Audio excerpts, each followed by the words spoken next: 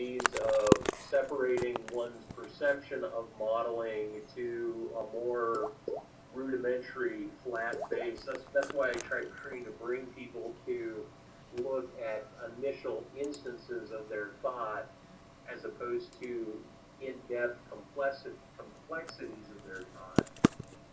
I'm not saying necessarily that you're going to jerk off the universe, but that you can affect the universe directly by interacting with it in when you lose the law of identity, when you lose an adherence to grounded models, and you take on a type of insanity, a kind of model of insanity for your own being, which I encourage people through deconstructive processes to do. Well, can't we just stop there? How do I make even sense out of that? Okay, let's go be insane. I mean, again, now we're back to vocabulary, so now words don't mean anything again. Right? Now somehow insanity means enlightenment. Is that what you're saying? Oh, yes, it's very enlightening to be insane. No, that's not the definition of the word insane. The definition of the word insane is that you eat your own poo and bash your own brains out with a fucking rock. That's the definition of fucking insane, is fucking counter to any kind of sensible function. So it's not even chaos, it's nonsense. I mean, maybe even the word nonsense doesn't mean nonsense anymore. Nonsense somehow means smart now. I mean, what words are going to mean anything in this conversation? Well, if you look up metaphysical naturalism, you'll see that that's your position, that you take a model of the world and you have a denial of God or supernatural powers or any other processes that might affect the universe, your universe. And then contra to that is methodological naturalism, which doesn't deny supernatural powers, it just doesn't include it. So that includes scientists who believe in God, but they still practice science. And so you're clear down in that grounded mode, and I'm trying to slowly layer by layer. Well, I'm just saying, what's the point of having a philosophical conversation if you're going to inject into a philosophical conversation the fact that you like to stick pencils up your ass? Now, the fact that you enjoy sticking pencils up your ass might be interesting for your own psychological evaluation or your physiology. Maybe you have an ass that seems to have a lot more neurons in it and it likes to have pencils in it. But it wouldn't mean anything as a philosophical starting point. It's fucking irrelevant. The fact that some scientists are emotional asswipes who need the security of a God blanket has nothing to do with science. It has nothing to do with philosophy or integrity as a thinking device. It has to do with the fact that they are emotional basket cases who can't get on with their life without believing that there's superpowers in the universe that somehow run through them and they have a personal relationship with some sky daddy. I mean, that is not science. There's no evidence of the God. It's just some kind of pencil they like to shove up their ass. It's not relevant to a rational conversation about fucking reality. Who likes to have pencils up their ass cannot possibly mean anything to a rational human being trying to discover what the truth is. Well, well, once again, when you boil it down to truth, you have to consider yourself as an agent in the universe discussing just exactly what it is you're discussing. You're taking on a logos, a process of dialogue, and you're delimiting it, or you're limiting it within the paradigm that says none of this can possibly happen because none of it's true. And right, for the practices of science, I agree that you want to disclude the kind of madness and just bring in arbitrary dialogues or processes or practices. There's no sense in doing that for the practice of science.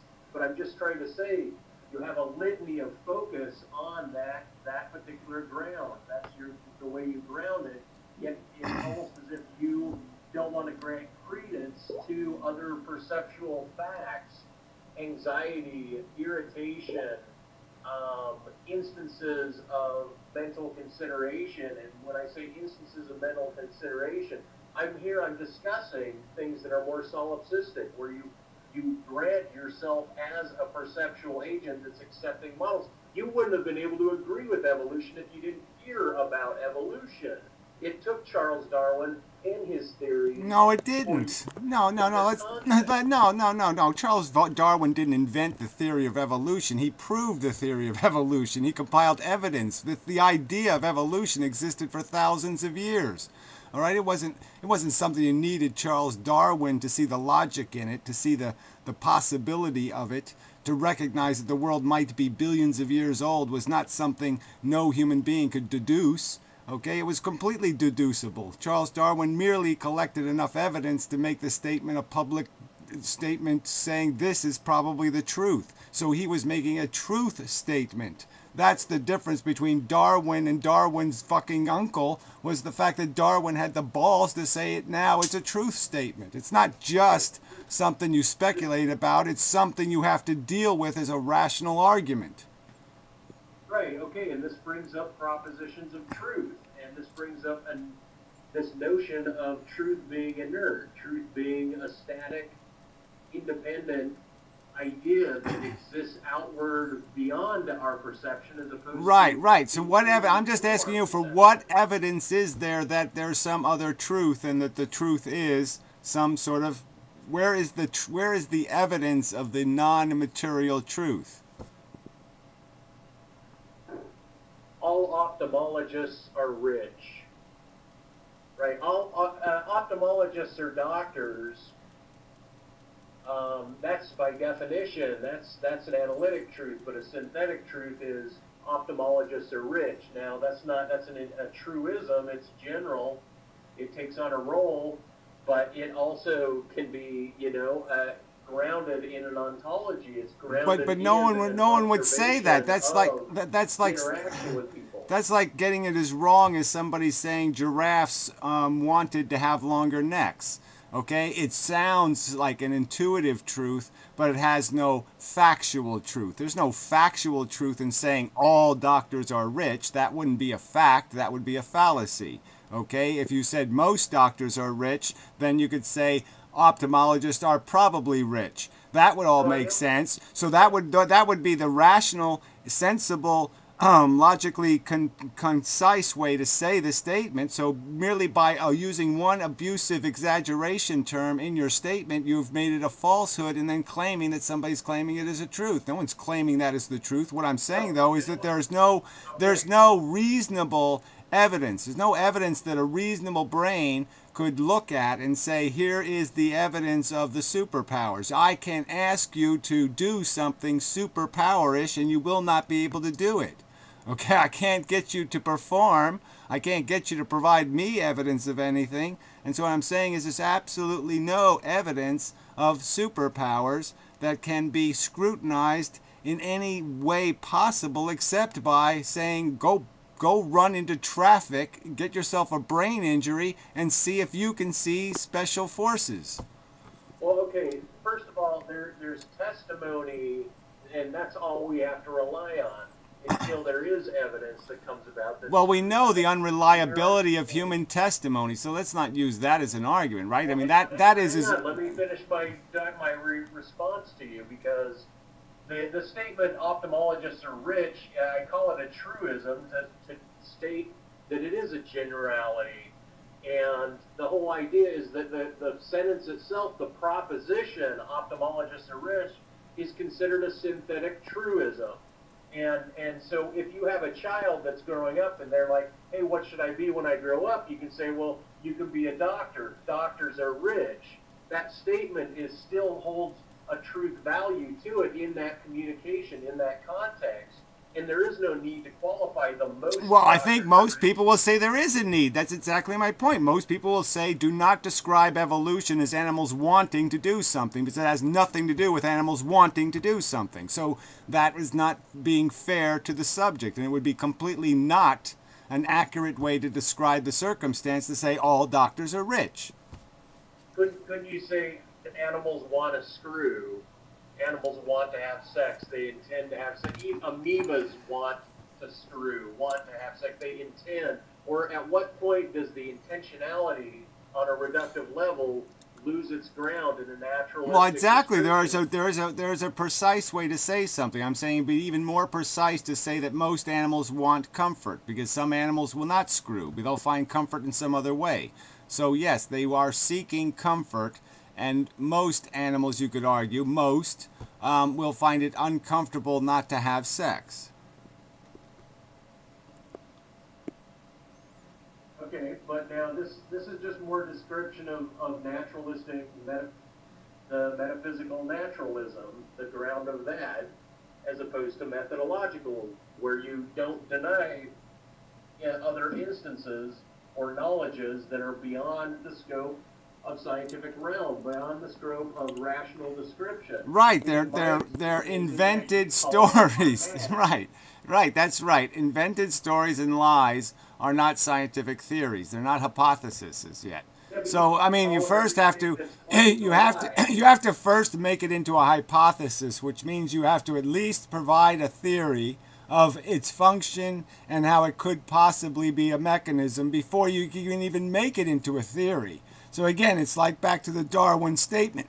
People could talk about evolution, but they didn't have evidence of evolution. It wasn't a concise lineage of evidence. And it was Darwin who provided the evidence because he clarified this is the function. This is what pigeons do when you do this to pigeons. This is how selection works. So it was that descriptions of the mechanism. There's a stacking layer of evidences that are naturalistic evidences. Right, and the evidence of the mechanism. So you're claiming, you're going too far. You're saying you have a theory and you haven't yet provided a hypothesis that even explains the mechanism of special knowledge.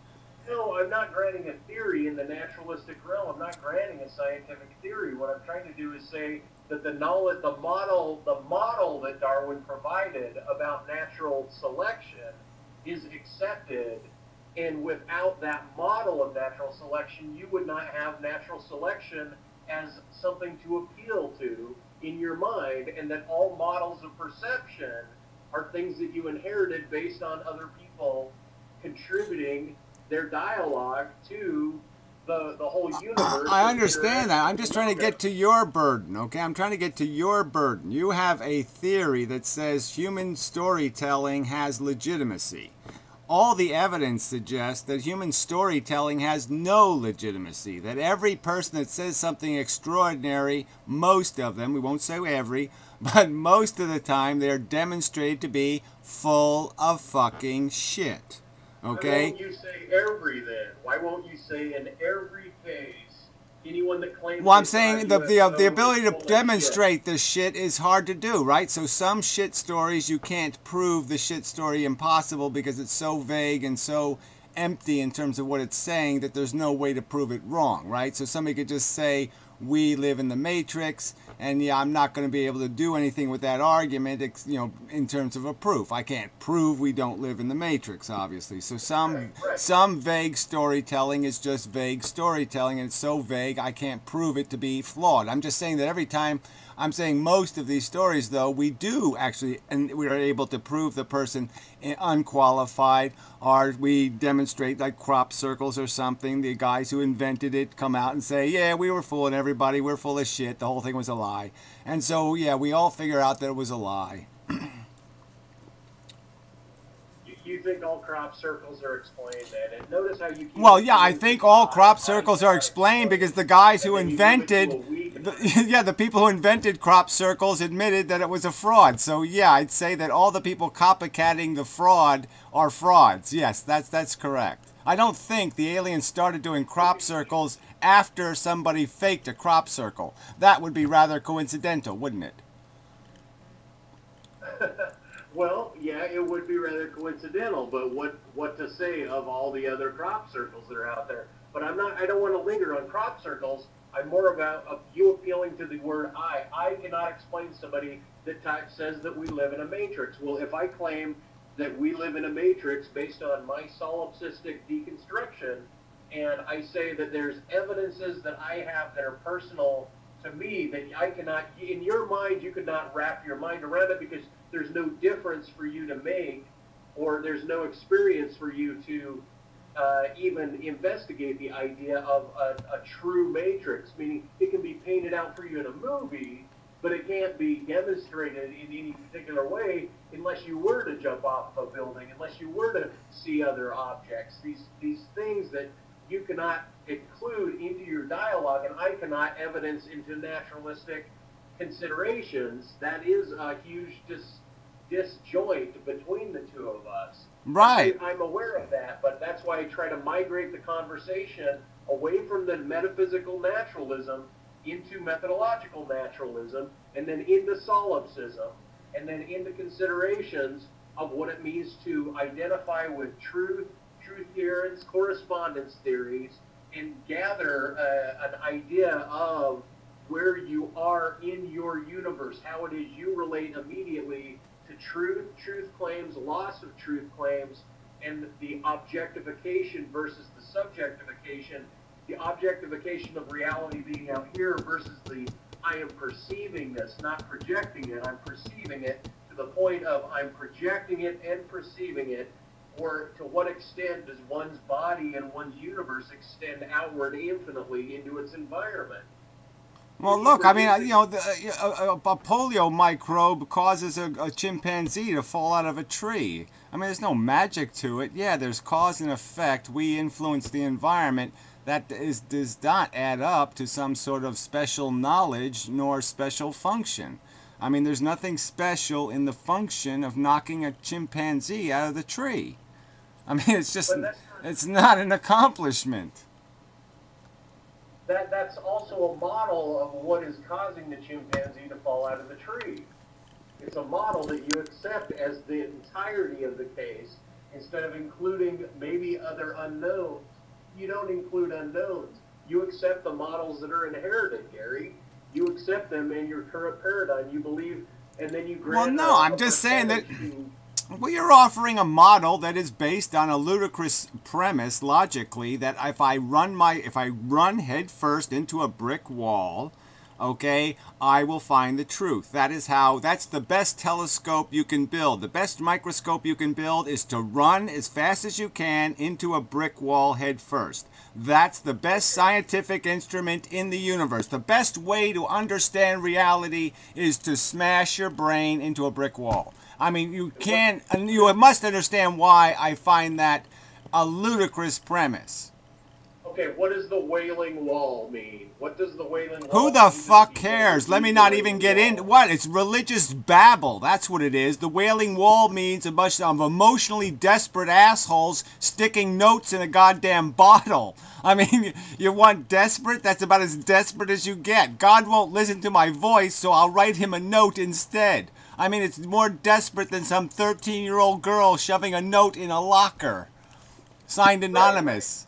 But what does that mean to you? When's the last time you prayed or went through some... Obviously, I never did any of that shit. That's the thing. You keep yourself away from absurd practices, and you don't even see how you subjectively might respond to the practice. Yeah, I don't see any point in shoving a light post up my ass to figure out that I don't like having a light post in my ass. That's right. I don't see any frickin' point because I know that there's a certainty of failure, that I will not find enlightenment by shoving a light post up my ass, and I will not find enlightenment by doing the funky chicken. What's the failure of shoving a light post up your ass? You either do it and it is, or you don't do it and it wasn't. And you're talking about failure. Once again, you're reporting a truth. Yeah, the damage. Right. The damage is in the damage, the physical damage you're going to do. Obviously, in the light post example, it's not a free experiment. Obviously, the free experiment of praying, yes, we've all, okay, you said when was the last time? I guess I could have answered the question and said, okay, when I was 6 years old, I might have said something like, hey, God, if you're up there, I'm available for, let's Skype or something. You know, I'm here, let's have a conversation, and I got no answer, and I said, well, fuck this doesn't work. Well, okay, so there's the other notion of truth, is whether or not it works. And so you're looking for truth based on whether or not it works. And that's a particular type of truth. You're You have to. You're looking for a practical. Well, no, come on. Yeah, I'm doing the rational thing. If I have a microscope and I look into the microscope and there's nothing under the microscope, I don't sit there and say, "Oh, there's actually something there. I'm just not seeing it." So I'll spend the rest of my life staring at nothing in the microscope and pretend that I'm looking for something. No, I'll take the evidence of the fact that I see nothing, there's nothing there because I'm looking at nothing because there's no slide, and I'll recognize that the nothing is absolutely nothing, and I have to actually put a slide with something on it under the microscope or I will see nothing. Well, first of all, there's something there under the microscope, even if it's the white plane or the bottom of the microscope or something that you can look at in the microscope. You're not going to say there's nothing there that's completely. Well, I'm just saying there's nothing in the field of focus. There's nothing there. Okay, so I'm using the focus to analyze a certain portion of space, and there are no microbes or no particles of significant size for me to detect with the microscope. And it doesn't matter how long I look; they're not going to show up because they're not there. Right, right. Well, you are looking for something when you're looking in there, but it's not to say that there's nothing there. You're looking for a focal point, you're looking for substance, and you're looking for the next thing to fit in the model of reality, the model of truth that you. Well, exactly. I'm going to draw rational conclusions about when the experiment has been done, it's been satisfied, it's time to move on to the next experiment. If I spend my entire life pretending that ice doesn't really melt, when it's melting, and I have a theory that says, no, it's not really melting. I'm just going to spend my whole life watching ice melt for the one time when ice isn't going to melt. I mean, I don't do that. I say, yes, every time we look at ice, it melts. Okay, let's move on to the next experiment because this experiment is done. How long ago was it that you last looked through a microscope? What year was it? A year ago. A year ago. Okay, so you're talking about an experience that you went through a year ago, and see, this is the whole idea: is to reduce it. In your world, it's going to be reduced to psychology, but in my argument, it would have to be reduced back to your psychology, your environment, your processes and practices, your daily routines, the scope and the models that you believe in as you wander through your environment. That has to be like the starting point before you re-engage or envelop internally an internal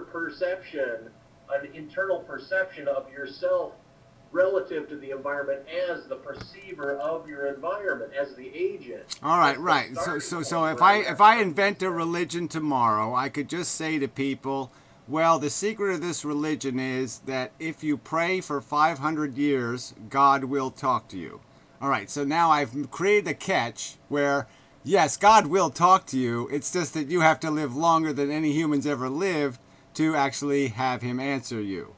Okay, so I've created a faith mechanism. I've created a standard of the model. The model doesn't have to perform. It can fail 500 years in a row, and it will succeed in the 500th year, and therefore I'll never be able to be proven wrong. I'll never be able to be proven you won't talk to my God. You won't be able to prove my God doesn't exist. And of what value would this be? Why should we as human beings get lost in fables and storytelling by every single crackpot who can make up a story, make up a theory of God? Okay, Jesus spoke to me in the flaming urn. He told me to go fuck 12-year-old girls.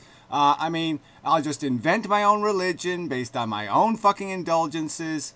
I'll say, declare myself the Messiah. I mean, what the fuck?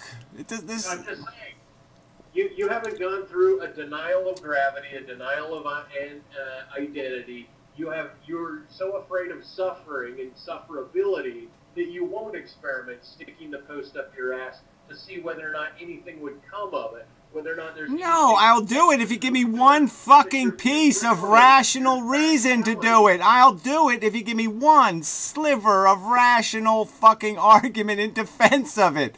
There's no evidence. There's no reasonability. There's nothing in the microscope to indicate shoving the fucking light pole up my ass is going to work. Do it anyway. Oh, fuck it. Do it anyway. Do it because there's nothing. No. That's the point. Do it because there's nothing. Well, that's not logical. Yeah, it's not logical. Do something non-logical. Right. Right? Okay. So again, we're just back to yes. Okay, I get it. Okay, enlightenment is found by running as fast as you can into a brick wall head first. That's enlightenment. Fine. I think I think that's insanity, and I think that's retardation, and I think that's delusion, and I think that's illusion, and I think that's just living a lie. I think that's a desperate effort to make life make sense by destroying your brain's capacity to think. Yeah, go through that process and then get back to me. Right, exactly. Well, that won't happen. So yeah, no, it's not going to happen. Right, I'm not going to go insane under the delusion that that's the truth. Well, then you're missing out. Yeah, okay. I mean, that's where we just really don't have anywhere to go with this because yeah, that just I can't make any sense out of that. From insanity, I came back to a grounded realm. Well, I guess I would sort of argue that you haven't. I would sort of argue that you're not all the way back yet. All right, okay, keep trying to get back. We can. To you is getting into metaphysical naturalism is to be absolutely grounded and slice away my Godhead, slice away my personal experiences that are extracurricular and radically. Recognize that you still recognize that you still have some hemorrhages in your brain that are creating silly and idiotic notions. I mean, I just don't see how the prescription could be anything else. I mean, I broke my brain. Now I'm, somehow going to take the brokenness into the real world and make the real world conform to the brokenness. Well, it's not a conformity. I'm not asking for conformity because the models that ground humanity, our community, our cultures, general civilized language-speaking individuals, language bonds us in models. So in a way, I asked myself to deny all of cultural acceptance, all culturally accepted models down to lingual identification, down to A equals A, 2 plus 2 equals 4. These need to be transcended or deconstructed in order to find a base root beastly enlightenment, if you will, that requires you do annihilate, you do things absurd that run right against the traffic of everything that you've known, because there is something beyond it, but you couldn't know it unless you dared do it. Well, I mean, isn't that just breaking the idea of absurd then? Because all of a sudden somehow being absurd isn't being absurd, because somehow being absurd is being reasonable. Because it's ends up... How absurd am I? How absurd am I? Scale of 1 to 10. I don't know. I don't ever sit around making those evaluations, so I don't know where to put you on the scale of what. Compared to what? Compared to what?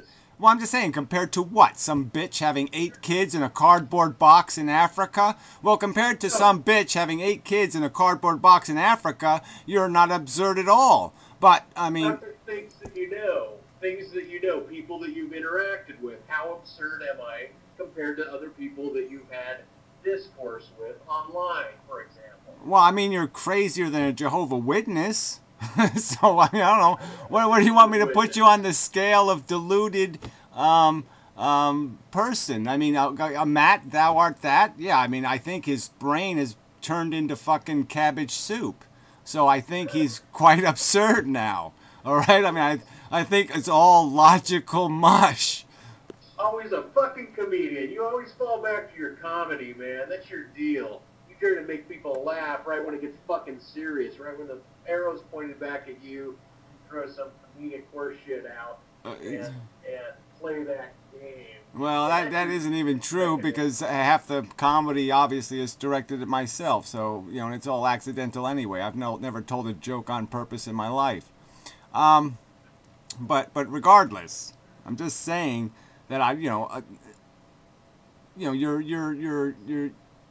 the fundamental argument we're making is you're saying again that you're having an outrageous psychological experience. I mean, outside any of normal psychological experiences, some special psychological experience, and that should be some kind of cornerstone of philosophical construction. And what I'm saying is that part, I would say, if you want me to just measure that conclusion itself, then I'll say that's way out there. Yeah, that's as Looney Tune as you can get, because you can't build buildings out of cabbage soup. Well, number one, I try to reconstruct some sense of rationality in my most deconstructed, broken sense of self. There is a remodeling going on, but it's mostly just like this painting. It's a series of symbols that are collided together that I have to make sense out of, and it becomes completely aesthetic. It's not grounded in constructability. It's grounded in spotty interactions with things that I do say are beyond the regular rational ground that people consider. And right. But I have to suffer through that difference, and whether or not that's philosophically arguable or not, it doesn't mean that I can't get through layers of the onion talking about correspondence theories of truth, talking about identity, talking about loss of identity. It's not that I can't guide the process outward closer to describing my position philosophically to everybody else, because I think that there is something that is there to be discussed, and that's why I have at it. That's why I continue to listen to philosophy, is to open up these corridors of discussion that are related and are grounded in philosophical discussion, whether or not you think they're absurd or not. Well, it's not that I just think it. I think I can argue it. Okay, so I guess that's part of it, is that I think I can make the rational argument that throughout human history, this is not the way to do it. And the way to do it, to get the answers right, you have to go through this other discipline, this other kind of math. You can't use this intuitive crap and say, I'm going to live my life intuitively. What feels good will guide me. And I guess I could argue that based on feelings will not get you to the right answer. Feelings will get you in trouble. No, because you have feelings intimate about your family, about death, about the way the world works, about suffering. All these things are feeling-based arguments that you've appealed to, and you're no scientist. You haven't done anything pragmatic in your life as far as advancing the field of science. Well, that's bullshit. I'm sorry, that's just bullshit. That's just your bullshit statement, because I don't have a degree, I haven't done science. No, that's just absolute motherfucking bullshit. I've been doing science since I was 6 years old. I've been breaking things and seeing how things work my entire life. So don't tell me I'm not a scientist, because I am. Okay, so you're going to claim you're a scientist. I'm not going to deny that you're a scientist then, but I'm going to say you're not within the structure. Well, I have done science. I have. I worked at a machine shop. I invented machines. I did science. Look, your advancement in science is your discussion about the spinning electrons slowing down, therefore they run faster or slower to protons, meaning your science is, as far as your contribution, is mere speculation. Is not based in mathematical or physical discourse. Of course it is. Of course it is. Of course it is. The very point of me describing the model is to duplicate the mathematical formulas. There'd be no point in me coming up with a model that counters the mathematical proofs. The whole point of it is that it explains the math. It explains why the math comes out the way it does, because the model works with the math, not outside the math, but completely consistent with the math. So that's not true anyway. You haven't done the math to know it. You haven't done the math to know it. What math are you saying I haven't done? I don't know the speed of light, and I don't know the proportionality of how speed is going to be relatively and proportionally changed based on how much something's traveling in distance in an orbital. I can know all that math. I know what fucking pi is. Yeah, you know what pi is. Everyone knows what pi is. The whole point is you couldn't give out the full formula of relativity, special or general relativity. You couldn't type it into that box right now what the whole thing is. You would just type E equals mc squared. Well, I don't think what Einstein typed was actually the formula either, so that's all bullshit anyway, right? Because you don't really need the speed of light squared, okay? Because that's sort of a nothing figure. That's just putting a constant in the formula. So all you really need was E equals m anyway. You didn't need anything else. You didn't need the times the speed of light squared crap. So I could argue that the formulas are full of crap anyway. Haven't you noticed that the formulas don't have fucking numbers in them? That they have a bunch of little f's and big f's and v's and d's and c's that really don't mean... Well, exactly, but those they don't understand them either. That's why they're using the variable in the first place, is because they don't have numbers for these things. All they have is relativistic, proportional statements that they can make that, yes, if you have this frequency, then the wavelength is this, and the amplitude will have to be within this range because of those two circumstances. So that's all they got, and I'm just saying I do know that math. So you're going to keep arguing for my competence to propose a hypothesis. I think that's just bullshit. I'm just saying all those things that you described, they lay out in mathematical terminology. They actually are there working on it in the field, where if someone said, hey, Gary, what do you do for a living? Look, it doesn't matter. It just doesn't matter, okay? I mean, realistically, you can't pre-argue my argument and say it's not consistent with the math when you have no evidence that it's not consistent with the math. So I'm just saying you're obnoxiously disqualifying my theory based on the fact that I don't have a degree in mathematics now, or I don't have a degree in this, or I don't have a degree in that. I think that's just a bullshit claim, okay? Look, all I'm trying to do is throw back the whole, like, you accused me of being so irrational and having all this unevidential experience that I can't put forth because I'm not grounded in the models of naturalism, and I understand that. I can't bring out a legal discussion about things that are irrational and posit them in there, and all I'm doing is throwing it back your way to say, hey, you've got limitations too in terms of your discourse in the accepted models of what it means to be a mathematician or a physicist. I'm not saying that your ideas don't Well, no, but the difference is I'm not saying I've finished my theory, okay? I'm not claiming my theory is absolutely correct. I'm saying that so far as I know, so far as I've investigated, there is no contradiction. What I'm saying is there's obvious contradictions between what you're theorizing and the evidence that's on the table. So I can already make a competent evidentiary statement saying it is traditionally known through almost every experiment that human beings who run headfirst into brick walls do not come back from the experience more intelligent. Look, you can't disprove my experiences. Based on my discussion of them, I'm trying to open up a dialogue. I'm not trying to disprove them by any other observation than the fact that there's no evidence supporting them. That's all I'm saying. They are totally inconsistent with all the evidence, not consistent with all the evidence. That's what I'm arguing. You got Carl Jung's Red Book, you got Philip K. Dick, you got other people that talk about that which is beyond. You got all these believers of God that live inside of this realm, all of this testimony about anything from crop circles to UFOs. You have all of this outstanding testimonial evidence and concurrences of internal psychologies, kind of an interrelated frame that people concur with.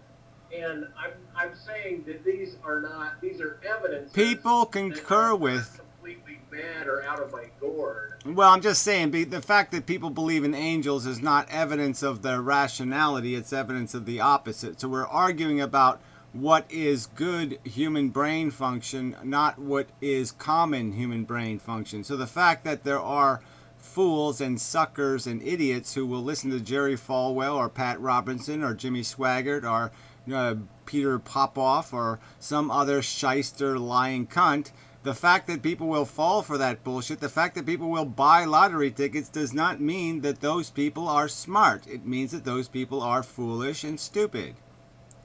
And are they always foolish and stupid? Is a fool always a fool? Is that a true, always inert truth about their existence, about someone's existence? Is that any more of a true statement that ophthalmologists are rich? And you've just made that claim. Fools are fools.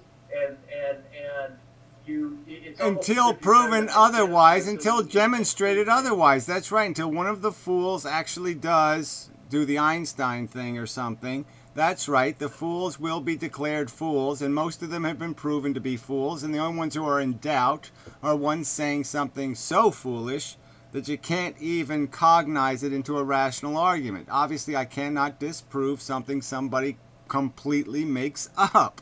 There's no access to the proof because it's made up in their brain. Just like your theories of physics are made up in your brain. But they're made up in my brain by logical, demonstratable, deducible patterns that already exist in the world. I am not claiming that electrons are doing something outrageously special. I'm saying they're doing something consistent with all these other particles, that they're trapped in a double helix, that they're spinning around each other, and that's changing their speed based on the speed of light. That's where they lose speed. The spin. In mathematical terms is all. Well, I can. I'm just saying. I don't know how many times you want to argue the physics as a theory, or do you want to argue it as a proof? I obviously haven't written the paper yet.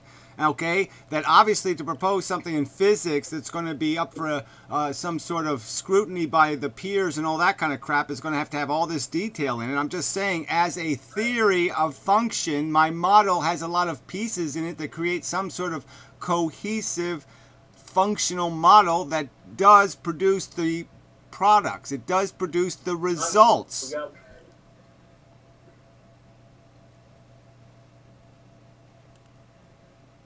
Well, we got some lag.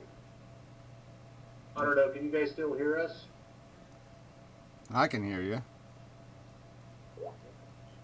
Okay. It's coming back a little bit. Well, see, in my pieces, in my extracurricular super radical experience, are not dissimilar to your combinations of things, and I approach them from a particular type of behavior and meditation and maybe luck circumstance, or I grant powers outside of me that are influencing this. I grant all of that, and I can't say that your thoughts. I understand. I know. But that's like saying processes either. If my theories. My point though is that you're piecing it together. You piece it together, not dissimilar to the way I piece my universe together. Well, yeah, it is dissimilar, because I'm doing it based on established rules of the physical universe, and you're doing it outside established rules of logical deduction. Yours is it'd be like me. As soon as I see your paper, I'll agree with that. As soon as I see your physics paper, I will agree with that. But not before that. Well, I think if I premised my theory, okay, if I wouldn't even have to utter this theory. There'd be no point in even arguing it if the premise of my theory was an angel told me so. So if I started my theory on physics with angels told me this, okay, that would destroy my credibility. If I said, if I premised my theory on the fact that the universe is made out of unicorn shit, okay, that the unicorn shitted the universe, and it's all how fast the shit came out of the universe's ass, and all of the little particles of unicorn shit. If I premised my theory on a preposterous notion, I would be discounted out of hand because the initial proposition is ludicrous. I'm saying your initial proposition that you must go insane to become enlightened is ludicrous. I'm not just saying go insane. I'm saying deconstruct yourself by moving into modes of solipsism where you bear that you are the object world and the perceptual world are at odds with each other. And then I grant a bothness, an arc between the two. I'm not in denial of all of these things. It's I know. Like a slinky. I know, but isn't that like it's just wishful thinking then? You're just basically saying want yourself to think you're not fat, or to think you don't have a small penis, or let's pretend I don't stink. I mean, it's just because you don't understand the difference between the metaphysical naturalism and the methodological naturalism. I mean, look up the two, and you'll see that there's a distinction there. And then right. Ego-based wishful thinking versus reason-based deduction. Yeah, okay, I get it. Make up the truth. Right, make up the truth. Yeah, exactly. Invent reality to match what your expectations are, rather than deal with the reality that exists. Gotcha. you deal with your reality in a particular fashion that I'm saying is model oriented, and I'm not dissimilar to having my model oriented reality. But it's not a model based on the rules of modeling. There's rules. You can't model outside the rules of the model. I'm not. I'm using grounded philosophical terminology to backstep into my ideas. I'm not stepping outside. Well, because you've, well, yeah, Neither because is thou art that. you've Neither is thou art redefined words. that. Well, yes, he is. He's inventing No, words and ideas. He talks of love and spirituality, and he uses terminology that has no meaning, no definition, and he uses as atomic variables that he can shove into any equation to make it logical. He can just shove the magical asterisk into the equation, and therefore it all comes out okay because I put in an absolute flying turd. I mean, I invented the flying pig turd, and I can put it anywhere I want, and I can make anything make sense because the flying pig turd did it. Well, ladies and gentlemen, I think, just for the sake of the hell of it, and because we're running on an hour here, and it's probably time to stop the discourse, it would be a good idea to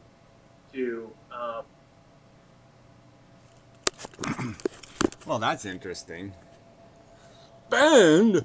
How dare he? Yeah, that was funny. It'd be a good idea to ban me. I would have left voluntarily, but it's okay. I like being banned. It's been a while, actually. I haven't been banned since the Stickam days. So, but anyway, whatever. I guess is all you can say. So you'll have your choice. You can watch the dospook version or this version. Yeah, so the audio will probably be, who knows, be better in one version than the other version, right? Yeah. So anyway, I just keep, I mean, I like dospook, trying to be supportive. I'm really not trying to convince him of something. I'm really not trying to convince you of something or do anything with these conversations besides stimulate conversation with this dospook. It's really, that's all my intent was. I mean, I knew we weren't going to be able to have a conversation that would go anywhere. It's sort of we're at that block where, maybe we could talk about what color red is the best for painting or something, or I don't know, maybe we can have some kind of conversation about, shoe inserts or something, so we could probably talk about something non-serious and frivolous and trivial. But yeah, we really can't talk about anything that matters because, yeah, philosophically, yeah, I'm not running into a brick wall to find the truth. Yeah. I'm not going to break my brain with the notion that somehow I'm going to make it work. Yeah. No, you don't hit it with a hammer. That is not the solution. Anyway, till next time.